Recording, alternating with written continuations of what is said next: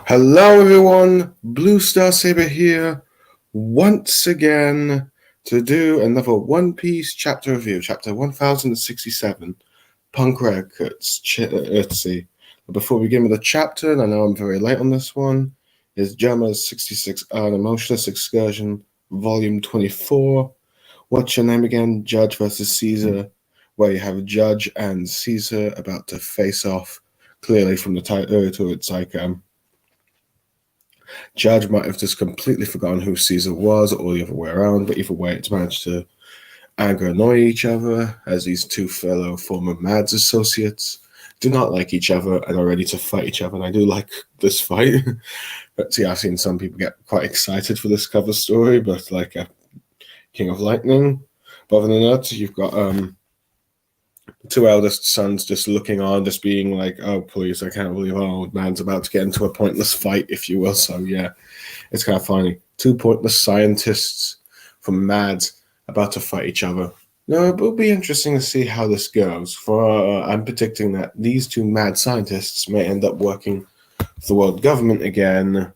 Let's see, be replacing Vegapunk. At least that's my prediction, but I could be wrong. But anyway, the chapter continues off from we last off, where you had Luffy's group meeting Vegapunk, with Bonnie asking what happened to Vegapunk's head, given the fact that it used to be huge in a light bulb and all that stuff. When revealing that it got around too long, so he cut it off, even though, like, people are like, that sounds impossible and all that stuff. Let's see. As he explains about the time when he first met Bonnie, his head was grown to the size of the giant and all that stuff. As we get a bit of a sort of Shillerette background about what is a sort of dotted line of where his real head's supposed to be instead of the apple, where Jim made comments about the rumors about that head. With people making descriptions like it was a hot air balloon. As he starts trying to explain that he's actually got the brain, but he sort of chokes his tongue a bit due to the fact it's sticking out to feel a bit of humor there. And he reveals that he has like that he ate the brain fruit, meaning he's a brain man, so he can store all kinds of knowledge without any limits of any kind. As his brain physically grows to accommodate the amount of data it holds, it apparently grows larger, and larger, as it's an infinite data bank. So, is the world's largest brain that continues to grow to this day. Luffy confused where it is, with Chopper being amazed, asking for medical advice, which he says, of course. Luffy, of course, ends up annoying Vegapunk by asking him that since he cut off his brain, does that mean he's stupid now or something? With like Vegapunk being annoyed and saying, don't question my genius and all that stuff. As he reveals that the apple top is an antenna to connect his body to where his brain is now growing. As it's at the top of the island, in a place where it says Punk Records, where it stores his brain, which shocks everyone as that seems too big.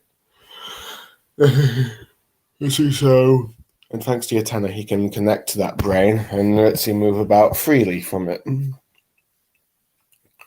As he tells him earlier how he met, asked him if he met a young girl called Atlas earlier, and revealing that it's one of his 6 clones and all that stuff of him.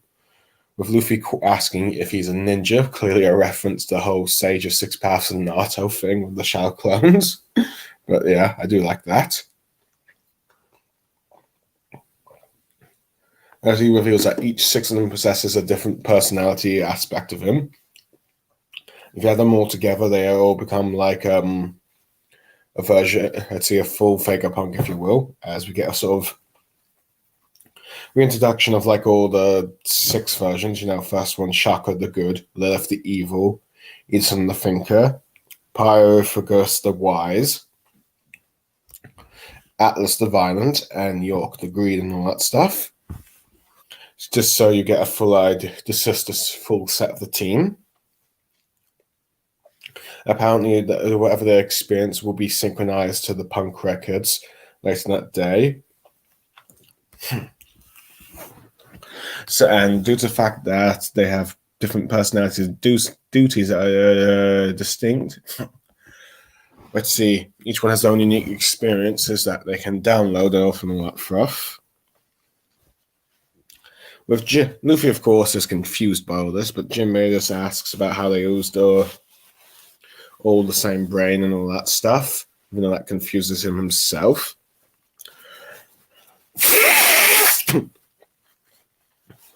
Vegapunk explains it as like using the same library, if you will. And he wishes to have all of humanity share this knowledge and all that stuff. Let's see, and upload their own sort of like knowledge and make that, in a sense, creating, if you will, like our version of the One Piece version of the internet as many compared. Let's see, a sea of knowledge, if you will. Let's see. So yeah, his goal is to have humanity share his brain one day, with Chopper being excited over that fact because that means medical knowledge, which of course he confirms. Jinbei, of course, being the skeptic, says that wouldn't there be like issues of ideologies and biasness getting inserted to the topic of everything else within the thing, which Vegapunk comments on for his intelligence there, saying it's a smart question. Of course, he's saying science never can advance if you worry about stuff like that, if you will, showing a little bit of a morality issue with Vegapunk, but of course that angers Bonnie as he finds out a problem with him and all that stuff, given the fact that his pursuit of scientific knowledge will spare no one from its greed and all that stuff, given the fact that included that her father being turned into a weapon of mass destruction. So he pulls out the saber and stabs it.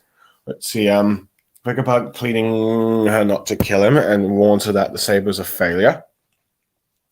Though she's not listening, as he tested out before, threatening him that if he does not turn back her father, she will kill him. Though Jinbei tries to reason with her, saying that killing Vegapunk will cause her all kinds of enemies, if you will. Let's see. But Vegapunk tries to warn her that the beam attracts a lot of enormous clouds of insects. They spook her and she passes out. Luffy finds it all, of course, funny. And ends up just picking a stag beetle, asking Bonnie to check it out. But Chopper tells him now's not the time for stag beetle collecting, and more concerned about her being passed out. Vegapunk, of course, realizing why she's upset, can't really blame her for killing him and all that stuff. Well, she's just glad that the weapon she pulled was actually a failure and all that stuff, which leads him to asking the Straw Hats on a topic about, let's see, Wano, since they were, of course, the word just came out from Wano from the last arc, asking them about the second dragon to Kaido and all that stuff, with them realizing that it was Momonosuke. With him revealing that he must have eaten his fruit at Punk's hazard that he called a failure. Let's see, as he explains how he attempted to create a grown man-made devil fruit and spent apparently 20 years of research and all that stuff, examining Kaido's bloodline, if you will. But apparently he called it a failure because it didn't have the same qualities. Luffy, realizing why, let's see, Momonosuke was able to do what he is, ends up saying how it was a success and how Momonosuke became a guardian of Wano and all that stuff. Renan thinks that Vegapunk did something amazing, but Vegapunk still not convinced, asks what color it was, with Luffy feeling it's pink. And then Vegapunk just goes down to his knees, bashing the ground, saying it was a failure, a failure. Luffy is confused why he would care about that, but Jinbei realizes that he's a genius and a perfectionist as well. Or all that stuff, but yeah. Luffy, losing interest in the topic, asks what the giant robot's about and asking if he made it, with Vegapunk saying no. It was made. It's a robot that attacked Miridraw 200 years ago, which shocks them. But then it reveals that it was actually built 900 years ago, which shocks them even more. And so it reveals apparently that the giant robot was there was no damage to it, but and the goal of it was never found out because it's shut down and all that stuff. Scientists at the time were shocked by the event and all that stuff because it was beyond anything they knew, because when it attacked Miridraw. So they had no idea what it was trying to do and all that stuff. The government, of course, ordered its destruction, but the scientists were too curious about it, so they kept it around for people to study him. When, as a result, the government, and it's been on this island, with the government being none the wiser, despite the fact that it's been 200 years, so yeah. Vegapunk and President managed to found their way here, given the the impassable wall and all that stuff, though the film admits that they just got confused and all that stuff as they were trying to escape. They were just passing by while they were all different ages due to Bonnie's ability.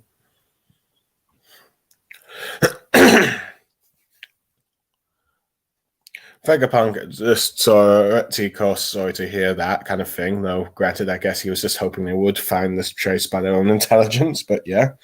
Meanwhile, we'll cut to the Straw Hats, the rest of the Straw Hats who are looking for a computer screen from Vegapunk's lab and all that stuff, as Robin comments about how that the 200 years was back when the Fisherman Island were being discriminated against, or when that started to finally make a new path for them and all that stuff. With them being shocked at that robot joined the red line and all that stuff, with Shaka confirming it. We're feeling that he built Vegaforce 1 using that robot as a guide, but was unable to fully recreate it, as it was a soldier built 900 years ago. Frankie is shocked that Vegapunk, of all people, cannot recreate something. With Shaka revealing that its power source was something that they had. Let's see, that their power source back then was something that could rewrite the world that they would know today and all that stuff, because he's unable to create that source, so he has no knowledge about it. Anyway, Nami's just glad that Luffy, Jimmy, and Chopper are alright, but is confused who the woman is, but Usopp knows that it's generally Bonnie of the worst generation. And Sanjay is just shocked that there's she is just blushing, but is also shocked that since it was supposed to be a little girl when he last saw them, showing that which Straw Hats know a bit of information about her and do not. But yeah, I'm really looking forward to when Bonnie ends up meeting Zoro again. I bet you Zoro just going to forget, and she's going to be annoyed as she talks about the incident with the World Noble and all that stuff. And then probably reprimands Luffy about it, given the fact that she was annoyed with him at that. But I guess she's let bygones be bygones since he defeated Doflamingo, and I guess she's probably grown to hate the World Nobles, given what they've done to her father, Kuma, for a few years, let's see, after he left the Straw Hat ship.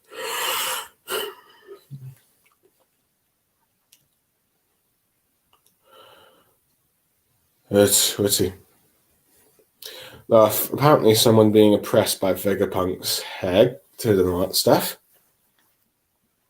Now Vegapunk feels bad for what he did to Bonnie and all that stuff. Luffy saying he should go down on his knees and for beg, but Vegapunk is like telling Luffy to shut him what does he know about the situation. But he has something he needs to give her. But anyway, he needs to ask Luffy something, believing that it might be the work of fate that's brought him here today, as he asks him to take him off of Egghead Island, which surprises Luffy.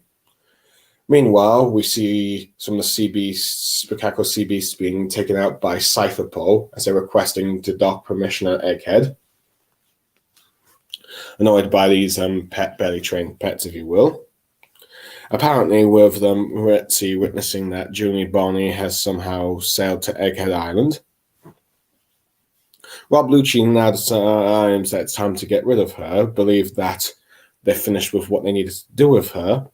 So, let's see, he'll take care of her personally and all that stuff if he sees her. As we see Rob Lucci with his pigeon. Let's see, and Stussy and Kakaku now wearing masks because, the strong members of CP0 are supposed to be the ones who wear the masks. With, I believe, let's see, hold on, let me just get his name. Paphagos warning Shaka that, if I'm saying the name right, there's a government ship and let's see, approaching, and it's going to be hard to explain the fact they have pirates with them. And also, CP on board that ship is CP0's Rob Lucci and all that stuff. With they're just saying just to hang them over and to just hand the pirates over to him since the guy's an assassin anyway. So he'll take care of the Straw Hats. Of course, the Straw Hats remember who Rob Lucci is. Usopp panics and Ritzy asking his legs to be free and all that stuff. Nami doesn't want to deal with that guy again, wondering why he's still an assassin, saying not to them on the island. And Sanji frowning to protect Robin and all that stuff, while just you have Robin and Frankie just looking on, showing concern. Though Shaka ends up saying that, telling them that the only reply to do to the ship, saying to just upload the Sepham and leave, and tells everyone to prepare for battle as Ritzy they're likely to retaliate as they're refusing to give the government entry, which shocks everyone. Meanwhile, back at Kumbata Kingdom, the Grand Line, people are telling that Dragon's acting strange, particularly I think that Minx member of the Revolutionary Army. Revolutionary Army. Just trying to.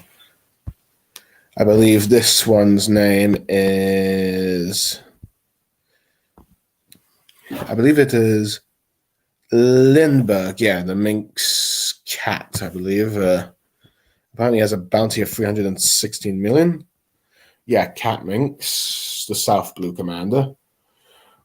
Who has been repairing Kuma, tries to warn him not to leave as they still need to repair him. As you see the bunch of the revolutionary commanders and officers going wondering what's wrong with Kuma, wondering if he's like the Navy still under his control, with Kola asking where Kuma's going. As we see him running, but he's not fully mobile yet, and he's falling down. You see parts coming out of him and all that stuff, with Dragon asking where he's going and all that stuff, and Ivanko telling him to stay here as things are only getting started, telling them they're beginning their revolution and all that stuff, ending the chapter. Okay, first off, where to begin? It's interesting where we got an explanation to why Vegapunk, who had such a large head and all that stuff, ended up cutting it off because it grown too big because he ate the brain fruit, which allows him to remember everything, but on the downside, that knowledge increases his brain thing and eventually became so large that he could no longer walk with it, so he had to probably cut it off just so that he could continue to move and act freely. Of course, had an antenna around, but created an antenna to an Apple antenna on top of his head, so that brainwaves could keep having his body function, even though he didn't have his brain inside him. Going a bit of the wacky sci-fi, if you will, but yeah, that works for One Piece, and I think it was pretty damn well given the world building that Oda has done and all that stuff. But yeah, but it is interesting that this guy has the one. This is probably one of Oda's also examples of having the devil fruit for the right person. As Vegapunk was already a genius, we all know that from his youth and from all the designs he does. But it's clearly that he got the one devil fruit that could actually make him smarter, and which he continues to grow in knowledge and intelligence and use it to its full effect, as he has the 6 copies of himself, also using from their own experience and knowledge, download once a day into where he has placed the brain, which is on top of the island for Punk Records and all that stuff. And it's interesting, will admit, that he wants to create a sort of one-piece version of the internet, but having his brain be the main source of it. Everyone connects to it and all that stuff. Now, it's interesting how we get all these different kind of reactions to it. Chopper, of course, being amazed because of all the medical records and because, Chopper wants to be the world's greatest doctor, if you will, cure all diseases and all that stuff. Of course, Jimbo being a bit more of a realist and a skeptic, saying that, of course, when like people's clashing ideals and biasness cause misinformation and all kinds of trouble for it and all that stuff, as clearly it's probably some inline commentary to like the internet and social media as we know it today, as we've seen that kind of social, see sort of all those biasnesses and all that stuff create, let's say, misinformed information. I mean, you got flat earthers still about on the internet, and that should probably have been something that died out years ago. But yeah, but it's quite interesting commentary, of course. With Vegapunk, let's see, not worrying about those trivial things or even worry about some of the consequences, wishes to push forward as a scientist. So it shows a bit of a grey area of Vegapunk, not thinking too much about some of the more moral implications of his actions, if you will. But I do also kind of like how when he tries to explain stuff, he bites his tongue. So yeah. So yeah, but and I also do like his interactions with Luffy in this chapter, where Luffy says something dumb or something that's completely that he completely ignorant about. He sort of annoys Vegapunk, and he retorts like, "You don't even know what you're saying." So yeah, that is funny. But of course, the main topic of like this morality thing is that he ends up angering Bonnie because of, well, he's completely aware of why Bonnie is angry at him because, well, you know, he turned her father into an emotionless cyborg weapon, if you will, that was eventually then turned into a slave by the world nobles until the Revolutionary Army rescued him. And it's all like, but yeah, but the real Kurama is apparently dead and not coming back, or at least from what Doflamingo says, but it's very possible that he might come back, but with something that Vegapunk might want to give to Bonnie later, but we'll get to that bit. But yeah, we do know, of course. But yeah, it was pretty clear that we know from Bonnie's girls a while back that her father was, when we learned who her father Kuma was, and he's come to Vegapunk to try and get answers on whether or not she can actually bring her father back to who he was before the cybercarification. And he's giving Vegapunk an ultimatum: fix my father or I kill you. But lucky for Vegapunk, of course. And it's interesting as we get a sort of I guess you could say maybe a stereotypical thing of a, let's see, shonen female character is that she's afraid of bugs. And the lightsaber is also a bug. Let's see, attracts bugs and all that stuff. As a result, Vegapunk deems it a failure, but let's see, he comments about how the fact that one of his failures saved his life. Of course, he doesn't really blame Bonnie for the way she's thinking. And we finally get the mystery of like something that we have been wondering about, let's see, since Wano and since that CP0 agent brought up about the main masked one that interfered in Luffy's fight. When he revealed that Vegapunk deemed it a failure. Apparently, Vegapunk spent 20 years on this, which is interesting to see, given the fact that some of the other devil fruits he seems to be working on, he's able to create them much quicker than he did with like Kaido's. But yeah, I guess that was trial and error.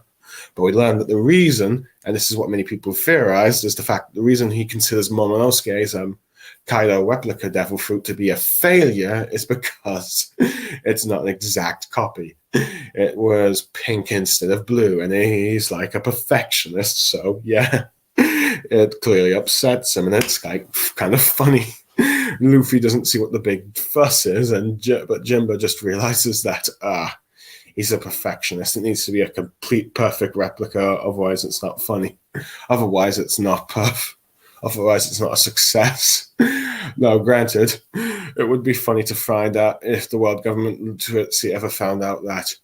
You mean to tell me you made us leave a near perfect devil fruit, making an exact copy of Kaido's fruit, with all its abilities and effects, and the reason you deemed it a failure was because you didn't make the exact.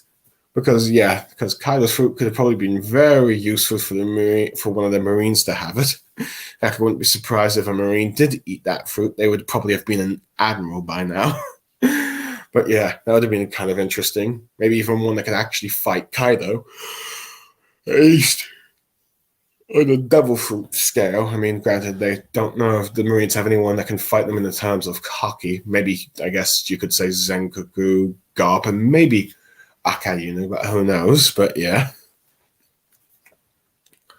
on that end. So yeah. Anyway, I do like how. But yeah, I do. Let's see. But interesting that we get Luffy's reaction to like the giant robot being made 900 years ago. He seems a bit shocked by it. But it's also interesting that we get some new information that this robot apparently attacked Marijois and the world government 200 years ago, climbing up the red line.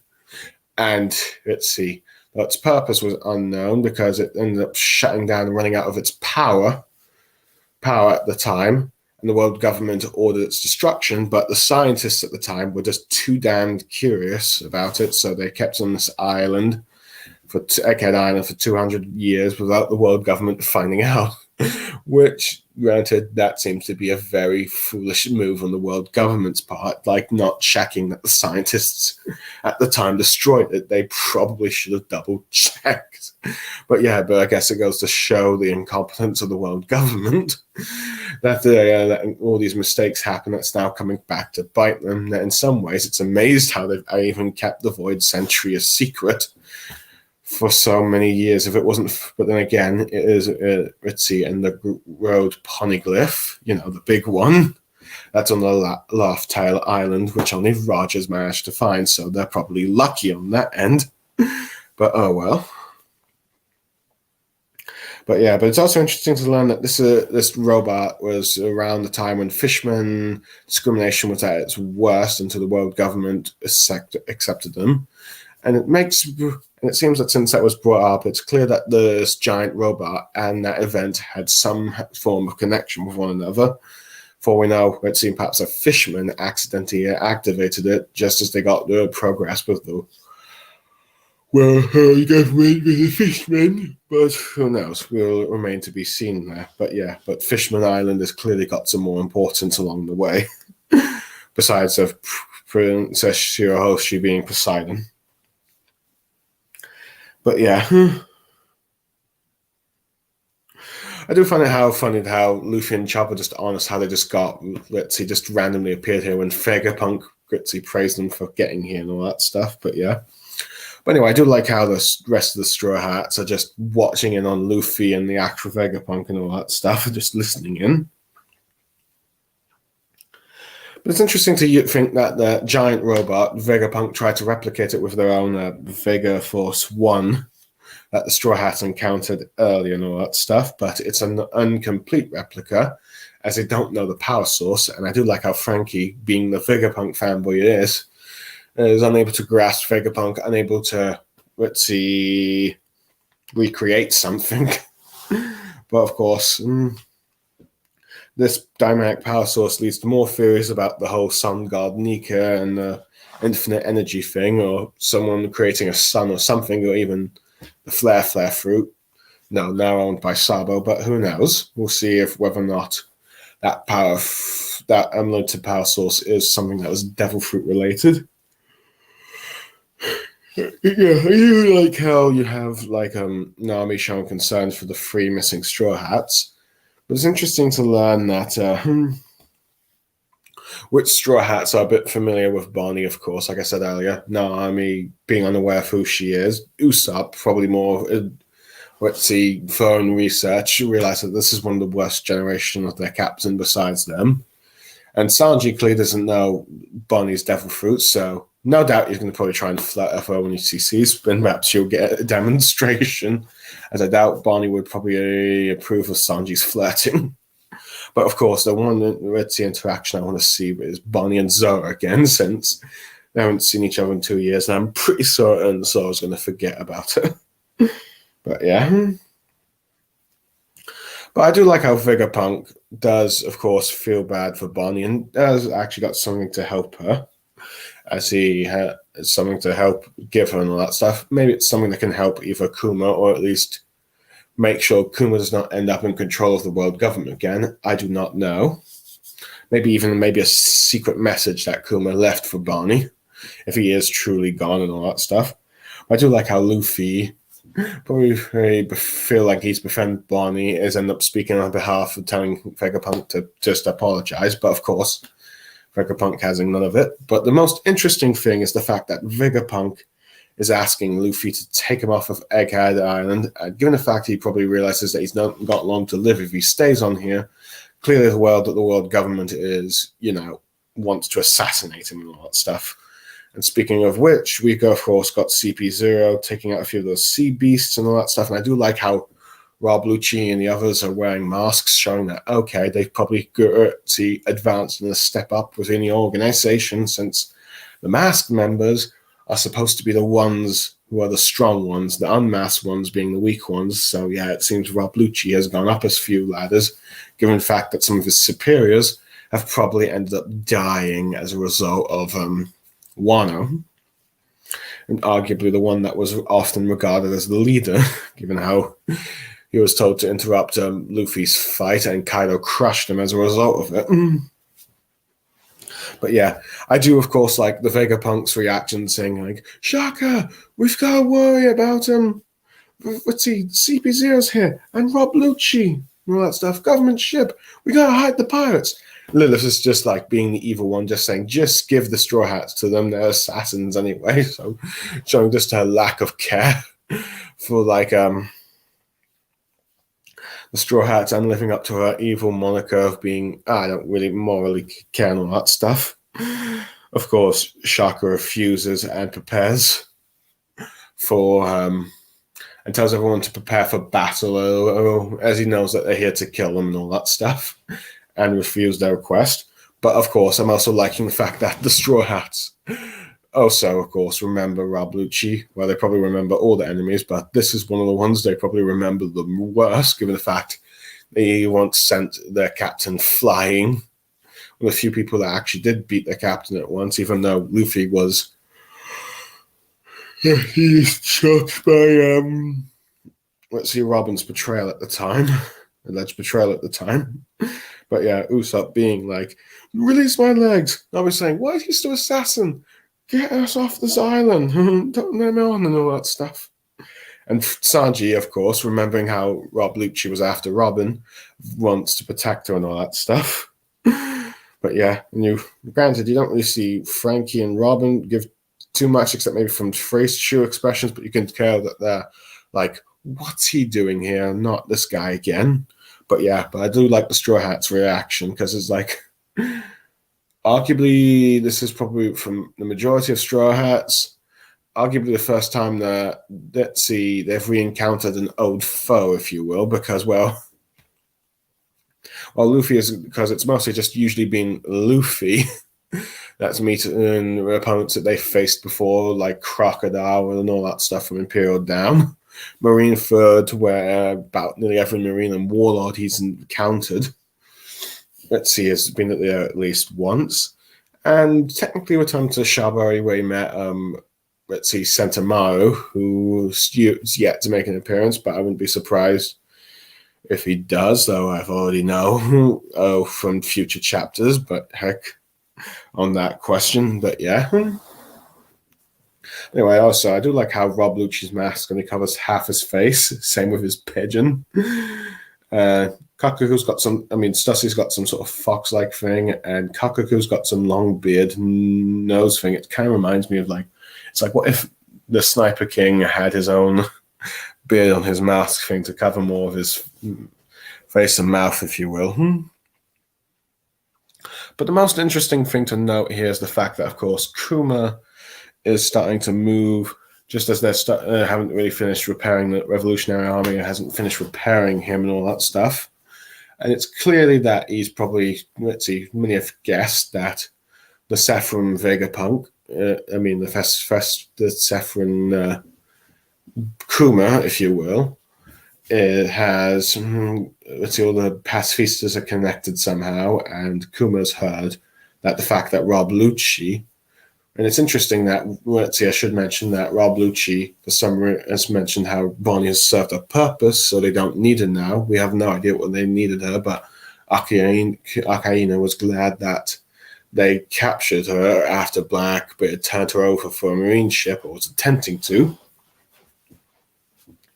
But yeah, but she was glad that she has. But it seems whatever the purpose they need for Bonnie, they no longer need her, so she's free to be killed. So many have theorized that since Rob Lucci said that, Kuma is rushing to Egghead Island to try and save her and all that stuff and save his daughter, as it might be some hidden programming that Vegapunk has put in besides the guard the Straw Hat ship until one returns, or the other one is protect their daughter against any foe, no matter what.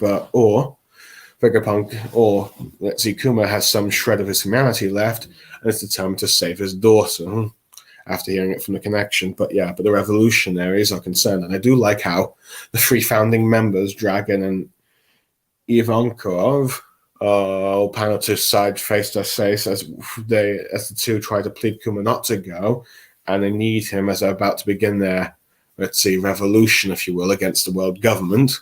So yeah, that is interesting to see. This has, of course, led to many people wondering how long Kuma will take to get there, or perhaps some theories about his devil fruit being the fact that it goes faster for the user besides than Luffy, but we'll have to wait and see if he uses it. And let's see, and I think at the time this chapter was released, many people expected, let's see, at least maybe this is how Dragon and Luffy finally meet, by Kuma teleporting to Egghead with a few revolutionaries, but we'll have to wait and see on that bit. But yeah, overall, I'd give this chapter sort of 8 out of 10. We got a great explanation to like some of Vegapunk, why his head's been cut off and all that stuff. The fact that he's created a giant brain thing that acts kind of like the internet. Let's see, the fact that, the revelation, the theory that, it was just a failure because it was pink, is correct about Momonosuke's devil fruit. So that will be interesting to see when, if Vegapunk ever meets Momonosuke, and the fact that Vegapunk wants Luffy to take him off Egghead. Bonnie Ritzy reaction, though, that's a bit stereotypically girly thing, at least what stereotypically of a shonen girl being afraid of bugs, but I could be wrong. Granted, if I was Bonnie, I'd probably be scared myself, to be honest. I'd probably pass out if I had all those bugs coming to me. Let's see, more information on the giant robot powered by a power source that went out, that Vegapunk can't recreate, and attack Marishwa during a time when the fishermen were being at their worst discriminated against. Let's see.